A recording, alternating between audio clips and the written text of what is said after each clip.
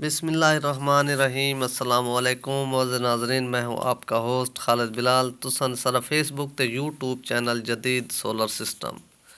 उम्मीद करना कि सारे दोस्त खैरियत नाल होसन ते न्यू इंस्टॉलेशन है ते मुकम्मल ही इन्फॉर्मेशन तो देने इंदे हवाले नाल, ताकि 580 वाले 16 पैनल अस इंस्टॉल कीते ते पट्टे बेल्ट वाली मोटर है पई 15 HP दी, और इंदे उत्ते असां 15-18 दा इन्वर्टर इस्तेमाल कीते ते मुकम्मल वेयर वगैरह सारा तुहाडे नाल इंस्टॉलेशन दी मुकम्मल खर्चा शेयर करने, ताकि सब तो पहले मैं तो दसावां चाह कि लॉन्जी कंपनी दे 580 वाट दे पैनल इन पाए ते 5 इंच डिलीवरी दे उत्ते सिस्टम चलदा पाए।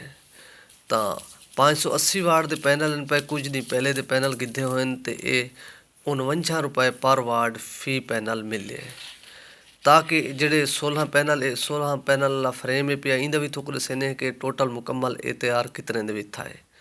ਤਾਂ ਜਿਹੜੇ ਇਹ ਪੈਨਲ ਹਨ ਪਏ 16, ਇਹ ਇਸ ਟਾਈਮ 49 ਰੁਪਏ ਪਰ ਵਾਟ ਦੇ ਹਿਸਾਬ ਦੇ ਉੱਤੇ 4,54,000 ਰੁਪਏ ਦੇ 16 ਪੈਨਲ ਬਣੇ।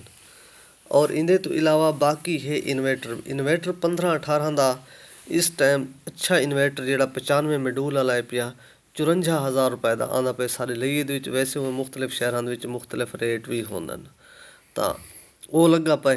तो बाकी इंदे ते जी मोटर लगी पई है सरे दे पे सिमन कंपनी की सिल्वर बॉडी दे विच।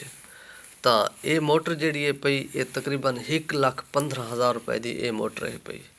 और इंदे ते जी असां तार लईए ये 3 कोर तार लगी पई इन्वर्टर इंदा फ्रेम दे उत्ते रहांदे, ताकि फ्रेम दे उत्ते वो बक्सा बनवा के भी उत्ते इंदे विच प्यारा सी महफूज प्यारा सी फ्रेम, क्योंकि साइड दे उत्ते भी होंदे तो नाल ये बंदा जरना वो इन वास्ते ना हो सेफ्टी इंदी पूरी होवे पई, ताकि अगर ट्यूबवैल दे उत्ते रखे सो तो उंदी वाला सेफ्टी वास्ते अलग कोई चीज़ करनी पोसी, क्योंकि हर बंदा हर वेले हर टाइम बंदा मौके ते मौजूद भी नहीं होंदा, चोरोकारी का भी खतरा होंदे इंदा। तो ई वजह के उत्ते 300 फुट तार तकरीबन लगी पई 3 कोर। तो इन्वर्टर इंदा फ्रेम के उत्ते भी रासी। तो बाकी ये जो थोक दसावां चाह इंदा जड़ा ये पिया ये केबल है पई 3 कोर 764 की असां इस्तेमाल की है। तो बाकी जी इंदे ते असां केबल इस्तेमाल की फ्रेम के उत्ते वेयरिंग वास्ते वो 10 mm की केबल इस्तेमाल की है। तो ये मैं तो दसे क्योंकि ये 16-18 पैनल तक अस 764 इस्तेमाल करें। अगर 24 पैनल तक इस इस्तेमाल को करें, अगर 24 तो उतना हो तो 772 की केबल इस्तेमाल करनी चाहिए है, क्योंकि अंपेयर जितना भी मजबूती नाल वैसी तो उतनी भी ताकत मोटर की ज़्यादा बन सी और थोक रिजल्ट उतना अच्छा मिल सी। क्योंकि केबल तो मैं पहले भी एक वीडियो बनाई है, ताकि जितनी ही अच्छी केबल ले सो उनका अच्छा ही रिजल्ट आ सी, पैनल का भी अच्छा रिजल्ट आसी, मोटर का भी अच्छा आसी, सब चीज़ का यानी कि थोड़ा अच्छा रिजल्ट मिल सी। अगर केबल थोड़ी हौली हो सी तो उनका रिजल्ट भी थोड़ा नॉर्मल मिल सी। तो बाकी इंदे तो इलावा तो जी जगह ते लगा पे इलाके की वाटर लेवल जी है वो है 12 तो 15 फुट, क्योंकि कच्चे का इलाका है पिया दरिया के नाल नज़दीक का है पिया सिस्टम जिथे लगा पे, क्योंकि इतना वाटर लेवल तकरीबन 12 तो 15 फुट के करीब है पई। तो 5 इंच की इंदी डिलीवरी है पई वाला भी थोड़ी दसी वजा। तो इंदा जो टोटल खर्चा बनता पे सिस्टम का फ्रेम तो इलावा 6,40,000 तार केबल पुली सब शय विच पा के इंस्टॉलेशन विच पा के तो 6,40,000 रुपए। तो बाकी इंदे तो इलावा हूँ तो दसावां च फ्रेम के हवाले नाल। तो फ्रेम जो 42 मन इंदा वजन है पिया, ताकि इंदे तो कम वजन भी तुम बनवा सकते हो। सारी कोशिश होंदी है कि मैं जेड़े फ्रेम भी बनवे ना तो कम वजन बनवाना चाहिए मैं फ्रेम, क्योंकि प्लेटा का वजन तो इतना ज़्यादा होंदा कोई नहीं। जिस वेले ये को खुला करें या प्लेटा खिने ने तो उस टाइम तक खड़ा होंदे, जिस वेले भी को गड्डी के पिछू कने मूव करना हो तो वाल तो इकट्ठा थी वेंदे, तो कोई खास बोझ नहीं आता, कोई चीज़ तुरटण वाली कोई नहीं होंदी। ताकि मेरे हिसाब से अजा भी असा को ज़्यादा वजन वाला बनवाया, ये तकरीबन 42 मन वजन ये फ्रेम है पिया।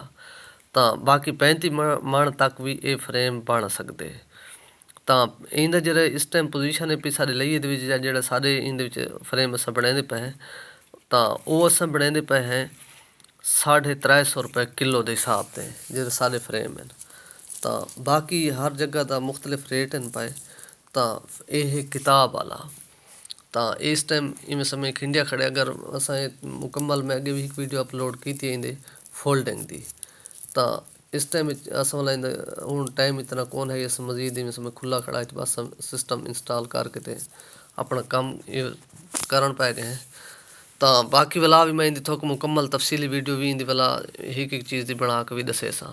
तो ये तकरीबन 6 लाख रुपए दे विच तैयार थिया खड़े। मजीद भी इंदी जड़ा हो सी तो ताकि अगर इंदे तो ज़्यादा वजन वाले कुछ लोग बनवेंदे पैन, इंदे तो कम वजन वाला भी बनवेंदे पैन। तो फी किलो का जोड़ा रेट पिया वो 350 रुपए मुकम्मल ये टायरों तो इलावा। तो ताकि ये समझ मुकम्मल सैटअप जोड़ा तैयार थींदा पे ताकि 12,40,000 दे विच मुकम्मल सैटअप तैयार थींदा पे, फ्रेम प्लेटा मोटर सब चीज़ इंस्टॉलेशन तक। तो बाकी भी इंशाअल्लाह इन्फॉर्मेशन जी भी उसी थोड़ा को देंदे रहे सो इन आप ख्याल करें सो। देसो इजाज़त, अल्लाह हाफिज़।